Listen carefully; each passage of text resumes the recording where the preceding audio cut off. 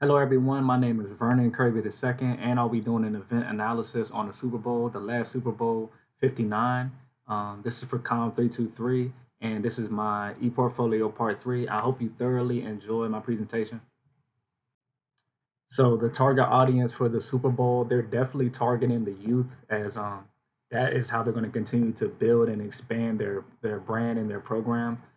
The kids are going to watch it. They're going to pass it down to their kids. They're going to continue to pass it down to their kids. And as the sport continues to grow, the kids are definitely going to be the main staple of the audience that they're targeting.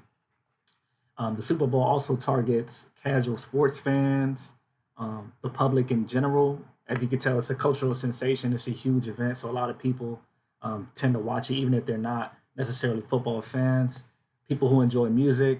You had the halftime show last year. It was Kendrick Lamar. It was a great show. Talk of the town. Everybody was talking about the show. So you definitely have your music lovers that are going to watch it. And it's also been working to expand its Hispanic viewership.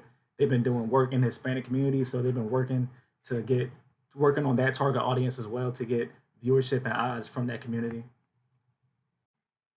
So for the scope of this event, as stated in Module 7, one of the legal concerns for a large event is going to be the security. So the security for the Super Bowl is going to be you have the Homeland Security and you also have the FBI on deck.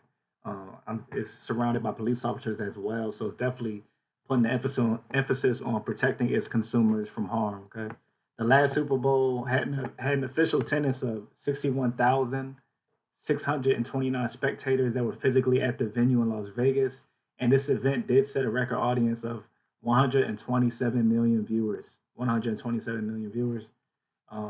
For the VIP, they do have resources and services if you were to attend the venue physically. Of course, they have VIP access. You can watch the show in a box. They have luxurious food, luxurious beverages, and the great halftime show. So they're providing you entertainment with the game, and they're providing you entertainment with the show at halftime. The camaraderie, and it's really a once in a lifetime event. That's how they pitch it. That's how they sell it. So that's the resources that they have available for attendees. So as I stated earlier, the Super Bowl has been targeting the youth.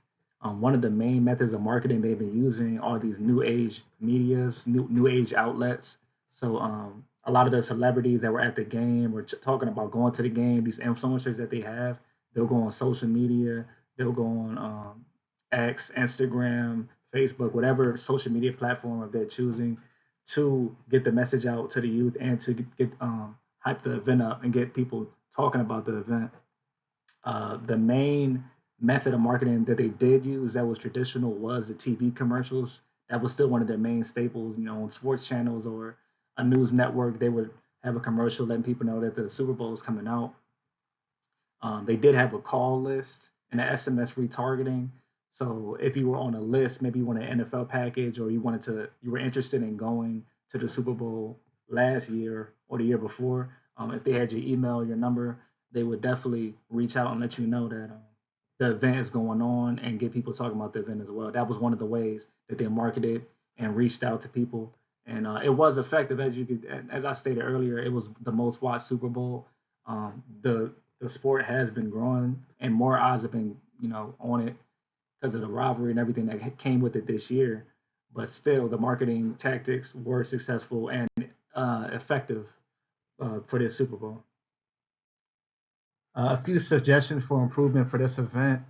I would definitely still include some of the traditional media outlets. I understand that the main goal is to expand and target the youth right now, but the people that actually have been watching the sport and diehard fans that might be a little bit older, you still want to show them that you're attentive and that you care about them. So even a newspaper ad or definitely a radio ad while they're driving or cruising, I think would go a long way, at least in getting the message out.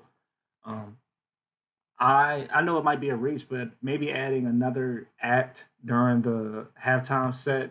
Maybe you go half and half. 10 minutes here, 10 minutes there, 15 minutes here, 15 minutes there. Splitting up the genres of the music. Maybe a country artist and you got a hip hop artist. That might also bring in more viewers and broaden the demographic of the people watching the show.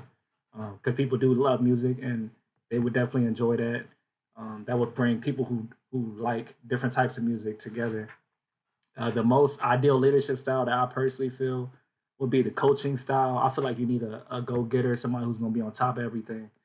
This leader must possess the positive character traits. I would say low on neuroticism, the tendency to be anxious or depressed or anything like that. They definitely got to be headstrong and cool, calm, and collected, and be willing to be hands on during the event. I think, for such a huge event, it's a cultural phenomenon. You definitely want to be the backbone of this operation and make sure everybody on your team is doing what they need to do. And thank you for watching my presentation. I hope you got something out of it. And please feel free to check out the rest of my Wix page.